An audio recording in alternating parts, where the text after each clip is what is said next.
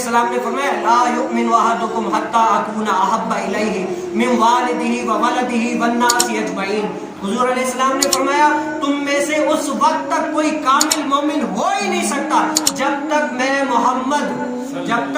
محمد صلی اللہ علیہ وسلم، اس کی باپ، اس کی اولاد، والناس اجمعین، اور تمام لوگوں سے زیادہ اس کے نزدیک محبوب نہ ہو جاؤں، وہ سب سے زیادہ محبوب میں نہ ہو جاؤں، تب تک وہ بندہ ایمان والا ہو ہی نہیں سکتا.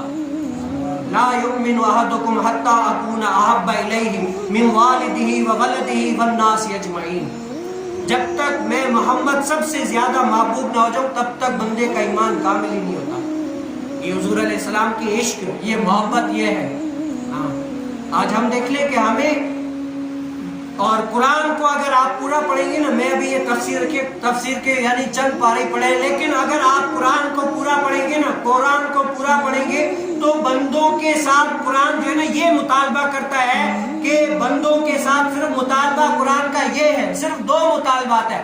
پہلا مطالبہ قرآن کا یہ ہے، قرآن بندوں کو کہتا ہے کہ جس طرح قرآن میں احکام نازل ہیں، جس طرح رب تعالیٰ نے بندوں کو کہا ہے کہ جس طرح بنو، جس طرح عمل کرو، یہ کام کہا ہے کہ یہ عمل کرو، جس طرح رب تعالیٰ نے جو جو حکم کیا ہے وہ اگر بندے عمل کرتے ہیں، پہلا یہ مطالبہ ہے کہ اس بات پر عمل کرو. دوسرا یہ کہ جتنا سیکھا ہے وہ آگے پہنچاؤ.